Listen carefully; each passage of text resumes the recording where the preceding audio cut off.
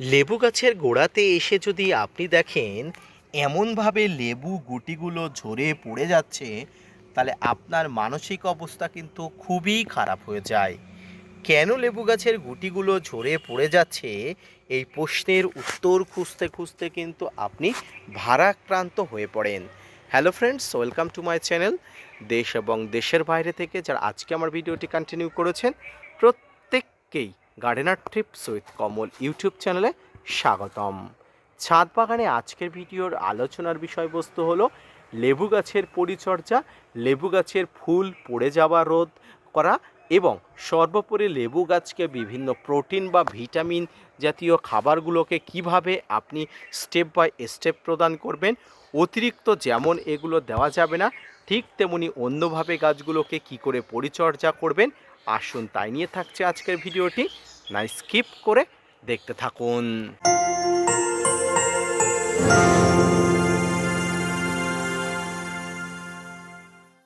সম্মানীয় দর্শক এবং শ্রোতা বন্ধুরা, এই সময় লেবু গাছের প্রচুর পরিমাণ ফুল আসার সময়। তবে ছাদ বাগানের অনেকের লেবু গাছে ফুল আসেনি, আমার অনেক গাছেই ফুল আসেনি। তবে যে সমস্ত গাছে ফুল এসেছে একটু সাবধানতা অবলম্বন করতে হবে। প্রথমত, লেবু গাছের প্রচুর পরিমাণ ফুল ঝরে পড়ার পিছনে কিন্তু অনেকগুলো কারণ থাকে। গাছের বিভিন্ন ধরনের খাবারের অভাব থাকতে পারে, গাছের জলও কষ্ট থাকতে পারে, গাছের অন্যান্য সমস্যার মধ্যে বিভিন্ন ধরনের ফাঙ্গাস বা ব্যাকটেরিয়ার আক্রমণ থাকতে পারে এবং সর্বোপরি কীটপতঙ্গর আক্রমণ থাকতে পারে। এই সমস্যাগুলো যদি আপনি ঠিকঠাকভাবে উপলব্ধি করে গাছগুলোকে পরিচর্যা করতে পারেন, ফুল ঝরে পড়া অনেক অংশে কমে যাবে। তো প্রথমেই বলি, লেবু গাছে ফুল আসার পরে আপনাকে জল মেনটেন কিন্তু ঠিক করতে হবে। জল মেনটেন বলতে জল গাছে না হবে কম, না হবে বেশি, অর্থাৎ একদম পারফেক্ট জল মেনটেন কিন্তু করতে হবে। তার জন্য কি করবেন, আপনি ফার্স্ট সকালে একবার জল দেবেন, আর দুপুরের টাইমে জলটা না দিয়ে বিকালবেলা, পড়ন্ত বিকালবেলা কিন্তু আরেকবার জল দেবেন।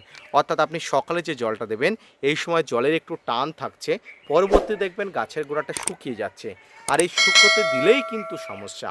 মনে রাখবেন, গাছের গোড়াটা কোনোভাবেই শুকোতে দেওয়া যাবে না, তবে ময়শ্চারাইজ থাকবে। এই জন্য গাছের গোড়াটাকে সবসময় একটু ভিজা ভিজা রাখতে হবে। প্রিয় দর্শক, এরপরে মনে রাখবেন, গাছের গোড়াতে কোনোভাবেই খোঁড়াখুঁড়ি করা চলবে না। গাছের গোড়াকে খোঁড়াখুঁড়ি করলে অবশ্যই গাছ আঘাতপ্রাপ্ত হয়, শিকড়গুলো স্টেজ পায়, আর স্টেজ পাওয়ার পর থেকে ফুলগুলো কিন্তু ঝরে পড়ে। কোনোভাবেই খোঁড়াখুঁড়ি করে সার বা খাবার দেওয়া একদমই যাবে না, এগুলো মনে রাখবেন। তৃতীয় যে বিষয়, সেটা হলো ফুল আসা থেকে শুরু করে গাছের গুটি ধরা পর্যন্ত আপনাকে ফাঙ্গিসাইড, কীটনাশক, মাইক্রোনিউট্রিয়েন্ট বা অনুখাদ্য বিভিন্ন ধরনের জিনিস কিন্তু আপনাকে রেডি রাখতে হবে। এই ফুল আসা থেকে ফল ধরা বা ফল হারভেস্ট করা পর্যন্ত আপনাকে যে জিনিস দুটো ব্যবহার করতে হবে, এক হলো পটাশ আর অপরটি হলো মাইক্রোনিউট্রিয়েন্ট বোরন। পটাশ গাছের ভিতর থেকে শক্তিশালী করে, রোগ প্রতিরোধী করে তোলে। আর যে মাইক্রোনিউট্রিয়েন্ট, সেটি হলো গাছের ফুলের পলিনেশন বাড়ায়, ফুল থেকে ফল হওয়া, ফলের আকার আকৃতি কালার সব কিছু ঠিক করে। তাই এটি ব্যবহার করতে হবে প্রতি 7 দিন অন্তর একবার। 7 দিন অন্তর একবার ব্যবহার করে যদি ভালো ফলাফল না পান, তাহলে কিন্তু অবশ্যই 3 দিন বাদে বাদে স্প্রে করতে হবে। তবে আপনাকে অবশ্যই 15 দিন বাদে বাদে স্প্রে করার কথা বলবো। যদি গাছের অবস্থা খারাপ থাকে 3 দিন বাদে বাদে স্প্রে করবেন, যদি একটু ভালো থাকে তাহলে 7 দিন বাদে বাদে, আর যদি খুবই ভালো থাকে 15 দিন বাদে বাদে দিলেই হয়ে যাবে। কীটনাশক এবং ফাঙ্গিসাইড ছাদ বাগানে লেবু গাছের অপরিহার্য একটা বিষয়। গাছের ফুল আসলে বিভিন্ন পতঙ্গর আগমন ঘটে, তাই পতঙ্গরা গাছের পাতা কেটে দেওয়া থেকে শুরু করে ফুল কেটে দেওয়া এবং ফুল ঝরে পড়ার একটা অন্যতম কারণ হিসাবে গণ্য হয়। এর জন্য আপনাকে ফাঙ্গিসাইড, কীটনাশক ব্যবহার করতে হবে। অল্প মাত্রার অল্প মানের ফাঙ্গিসাইড বা কীটনাশক একত্রে মিশিয়ে ছাদ বাগানে এই ধরনের ফুল আসা লেবু গাছের উপরে স্প্রে করতে হবে, মাত্রা কম রেখে। মনে রাখবেন, অতিরিক্ত মাত্রায় দিলে কিন্তু গাছের ওভার রিয়্যাক্ট করবে, ফুলগুলো খুবই সেন্সিটিভ, তাই অতিরিক্ত মাত্রায় কোনো কিছু দেওয়া চলবে না।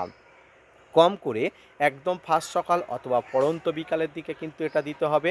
মনে রাখবেন, আপনার সঠিক সিদ্ধান্তে, আপনার সঠিক পরিচর্যাতে এবং প্রয়োগ পদ্ধতির উপরে কিন্তু ফুলগুলো নির্ভর করবে। অনেকের গাছ ভর্তি ফুল আসছে কিন্তু সেই ফুলগুলো দাঁড়াচ্ছে না, হয়তো আমার ছাদ বাগানেও সেটাও হতে পারে।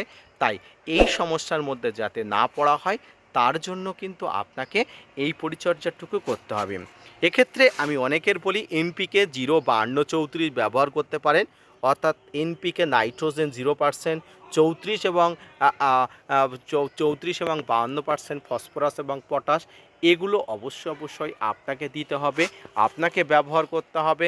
আপনাকে ব্যবহার করার পরবর্তীতে কিন্তু আপনি এর ফলাফল লক্ষ্য রাখতে পারবেন। প্রিয় দর্শক, সম্মানীয় দর্শক বন্ধুরা, আজকের এই ভিডিওটি দেখে আশা করি পরিচর্যা সম্পর্কে অবগত হবেন, ফুল পড়া রোধ করতে পারবেন এবং সর্বোচ্চ রৌদ্র ছাদ বাগানে যাতে গাছে লাগে সেদিকেও নজর রাখবেন। আজকের ভিডিওটি এই পর্যন্ত। আজকের ভিডিওটি দেখে, আজকের ভিডিওটি বুঝে যদি আপনি স্যাটিসফাইড হন, যদি আপনি বুঝতে পারেন, তাহলে অবশ্যই আমার চ্যানেলটার পাশে থাকবেন। ছোট্ট একটি চ্যানেল যেটি প্রতিনিয়ত আপনাদের উদ্দেশ্যে খেটে যাচ্ছে, আপনাদের শুধুমাত্র সাপোর্ট আর ভালোবাসার জন্য নিঃস্বার্থভাবে আপনাদের উদ্দেশ্যে কাজ করে যাচ্ছি। তাই ভিডিওগুলো কেমন লাগছে ফিডব্যাক জানালে আমি আরও উপকৃত হই এবং আপনাদের জন্য ভিডিও বানাতে আরও বেশি মোটিভেট হয়ে যায়। আজকের ভিডিওটা এই পর্যন্ত। সকলেই সুস্থ থাকুন, ভালো থাকুন এবং ছাদ বাগান নিয়ে হ্যাপি থাকুন। ধন্যবাদ।